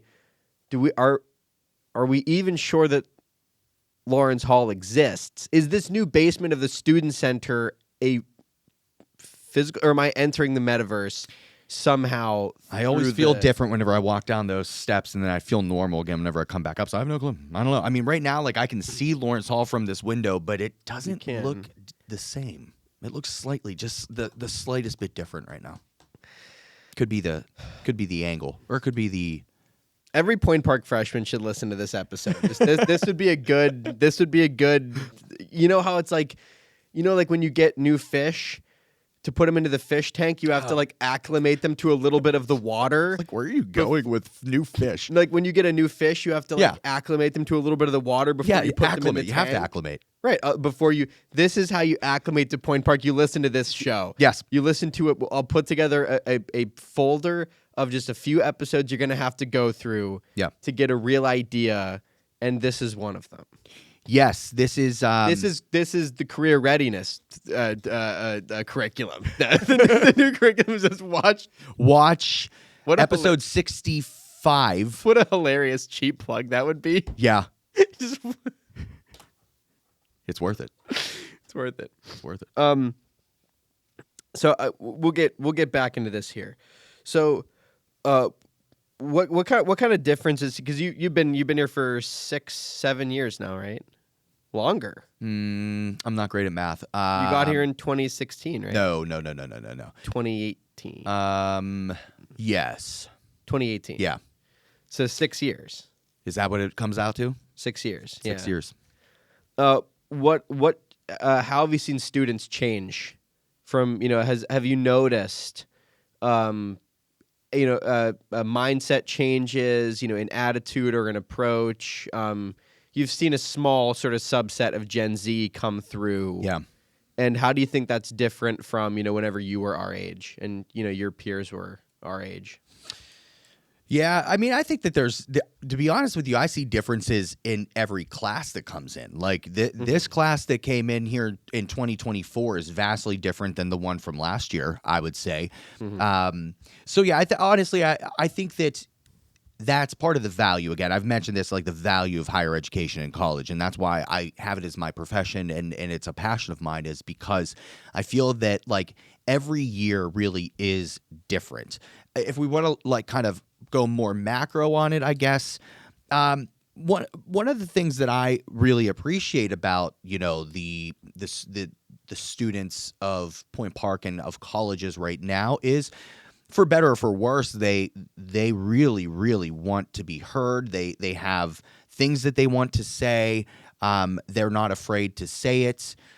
And I really admire that. So, again, kind of full circle, how I would love to have like a podcast where I can, be a little bit more vocal on things that I believe in, or just not even things that I believe in, but just to create a conversation around even taboo topics or whatever it may be. So, yeah, and part of this is hard to quantify because, I hate to lean into the pandemic times, but that certainly changed just a lot for people.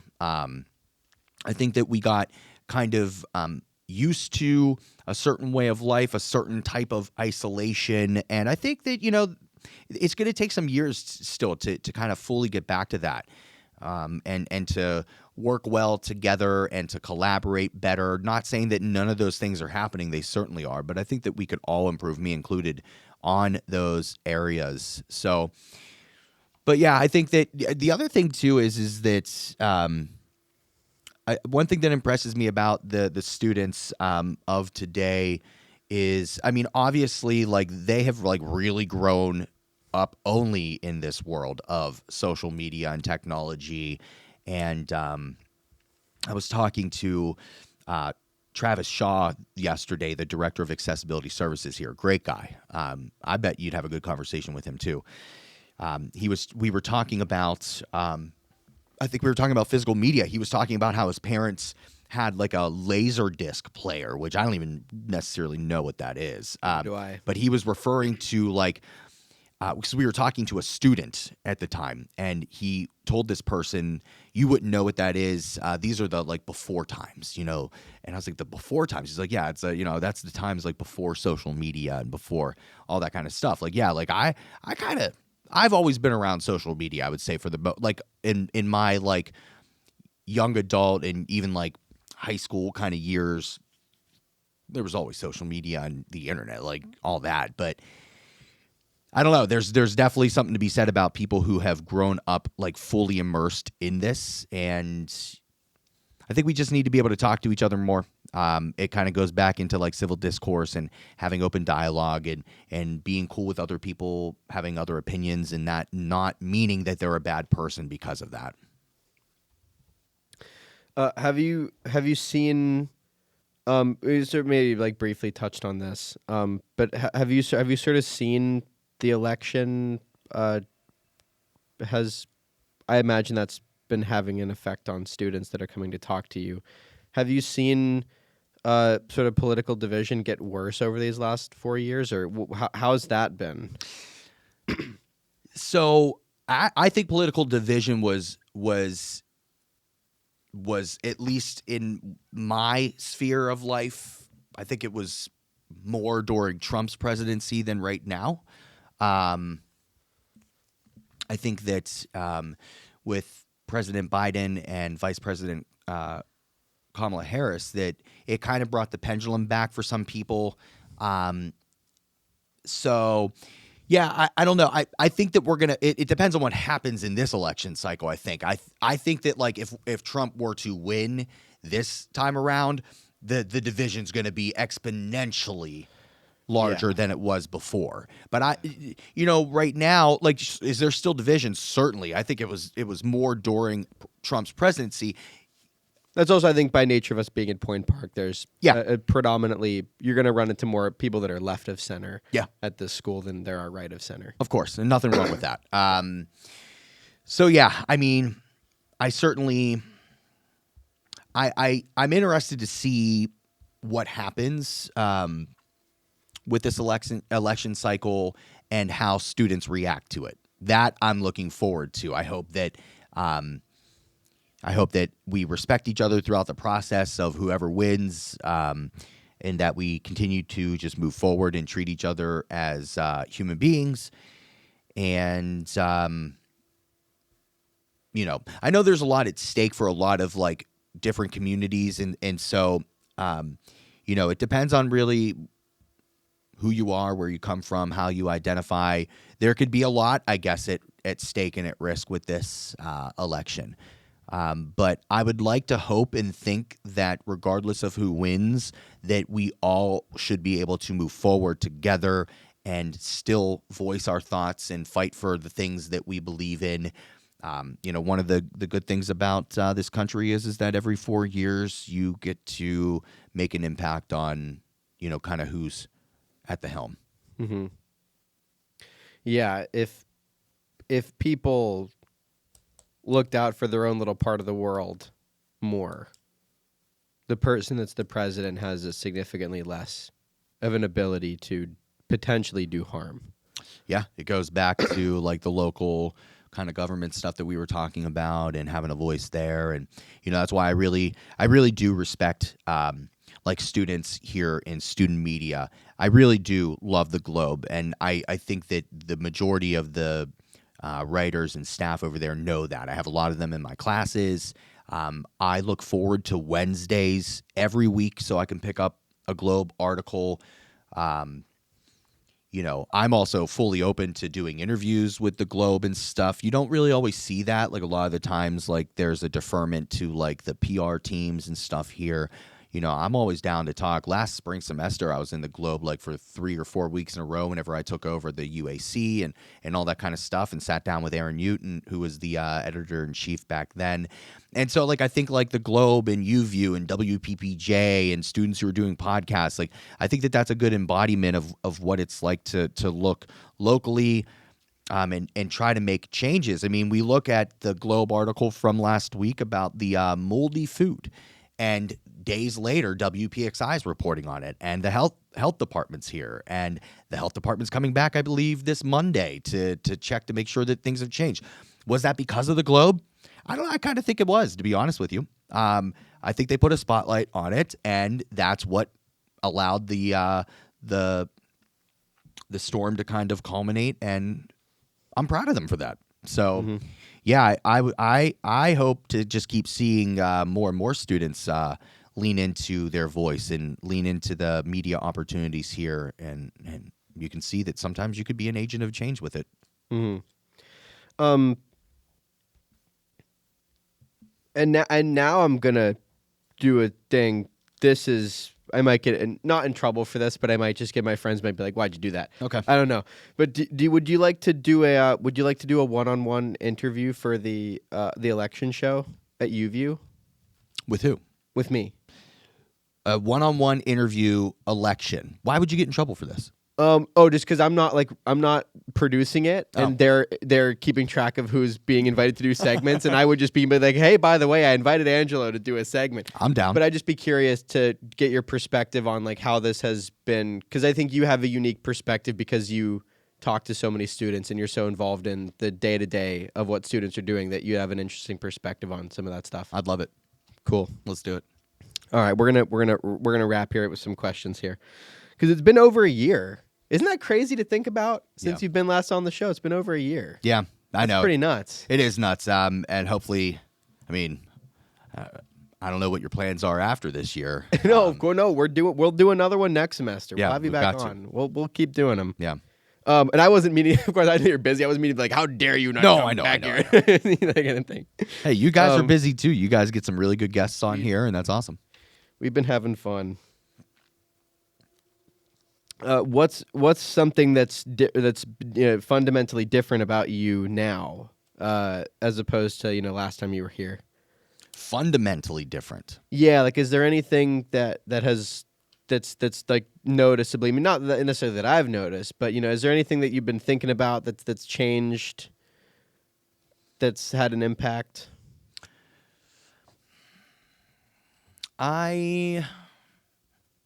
Honestly, I don't want to like take the easy route on this one, but I'd like to say no. I'd like to say that I've been in the last year. A lot has changed for me professionally. I've gained a lot of leadership opportunities and a lot of supervision of places. But to be honest with you, I think that's allowed me to kind of come into my own a little bit more. I've always been really interested in having a team of people that I can help inspire and lead. I think that there are some things that I can do pretty well in terms of listening, even though I'm doing a lot of talking on this episode. I think I'm a good listener, and I think that I play, again, I think I do well at being unbiased and live neutral and giving everybody the benefit of the doubt. And so I'd like to say that, no, not much has changed fundamentally about me. I think that I've gained some skill sets maybe on team building and conflict resolution and just being a little bit more intentional in what I say and how I say it. Probably, which again is also like it's a double-edged sword because I want to be a little bit freer in that aspect as well too. But yeah, no, I'd say I'm still one of the things I'm grateful about in working in higher ed and at Point Park is I'm very much me. Yes, am I measured in ways? Of course, but I'm very much myself. I mean, I'm chilling in a hoodie with a mohawk and piercings and swearing on a student podcast. And so, your office is super fun. It is. Like it's ridiculous. It's a welcoming place for students to come in and just chat. Yeah. And yeah. You talked about this a little bit earlier, but I guess I'll give you the opportunity to add anything if you'd like. What's something that you're afraid people will get wrong about you? Wow. Something that I'm afraid that people would get wrong about me is that I don't have love for every person. You know what I mean? I really do. I want to learn from people, and I want to be as empathetic as possible. And, you know, I want to make sure that people know that you can always come to me if you need a friend, if you need support, if you need to vent to somebody, if you need guidance or advice. I wouldn't be anything that I am today if it wasn't for people in my life giving me that space. My time in my undergrad was very impactful and formative for me, and it's because, again, I had people like that at Kent State and stuff that gave me that opportunity. And I just think that, you know, there's a lot of different students on this campus, and everybody is welcome in my space and in my world. And yeah, I just hope that people know I really do care and I really love them. What's your favorite part of your job now? Because now you have more of them. I do have more of them. You have more of them than you had before. My favorite part of my job right now is I kind of touched on this, where I really love having a team of people. My favorite part of my job right this second, though, is whenever I first entered the UAC, the University Advising Center, I walked into the role with a lot of, you know, drama, I guess you could say. My predecessor was, I guess for a lack of better saying, let go. So and this was somebody who used to be my supervisor at one point, and I have a lot of love for this person. So I entered the role, and there was a lot of concerns about why I was the person and what happened to the other person. And, you know, I think that there was maybe different people who had different feelings about me being there. And I walked in with already down one advisor. The School of Communication didn't have an advisor for months prior to me ever moving into the UAC. So I entered into the UAC both as the director and as the advisor for School of Comm, because there wasn't one. Yeah. And then as soon as I hired that person, another advisor left. And then as soon as I hired that person, another one left. And so right now, for the last 2 months, I've had, for the first time ever in my role here, a full staff. I'm fully staffed. And so I have, you know, what I'm starting to see is the team is really coming together. Mm-hmm. Like, there was a moment yesterday where there's something called staff assembly, where once a month all of staff comes together and we talk about the things going on around the university. I chair a committee on staff assembly called University Experience. I have like 10 people on that committee with me. I report out once a month to the entire staff about this.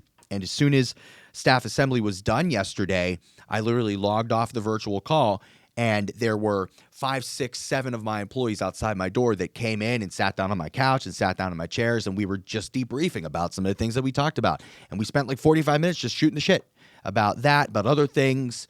And it's moments like that where I'm like, yeah, like we're really gelling, we're really coming together. If we can be like this together, we can support students better. You know what I mean? Like, if we're a team and if we have love for each other, that love goes out to the students. And so I'd say that that's the best part of what I'm doing right now is that it's been a rough couple months to get this team up and running. The people who are there right now are amazing, and I love them. And I think we're doing good stuff, and it feels awesome. Mm-hmm. All right. Well, thank you for sitting down with us today. I don't just say this lightly, and I don't just say it because you're a friend, but thank you for everything that you've done for us. You've been so supportive, and just all the advice you've given us and everything. We really appreciate it. And thank you for everything you do for students. Point Park is better off, like, with you in the position that you're in, and just thank you for everything. And let's do this again. Yeah, we have to do this again. And thank you for the kind words. It's an honor to be in the roles that I'm in. And so I'm grateful for it, and I don't take it for granted ever. And I encourage anybody who needs anything to come see me. Hold me accountable if you think that there's things that you need or that you're not getting from me or others around this campus. And it's always a pleasure being on here. I'm just so freaking lucky that I get to do these things and to meet people like you and to really, like, this is why I could never, like, teach in, like, high school and stuff, like, because in college, you know, we're dealing with young adults and stuff, and we can be ourselves. Like, I can be myself around you and Gavin and everything, and we can form friendships, right? Yeah. There's no, like, power dynamic here. We're all the same. And so I thank you for having me on 4 times. Can't wait for the 5th time, and looking forward to it. Of course. Thanks, buddy. I love you. Thank you. Love you. Have a nice day, everybody. See you later.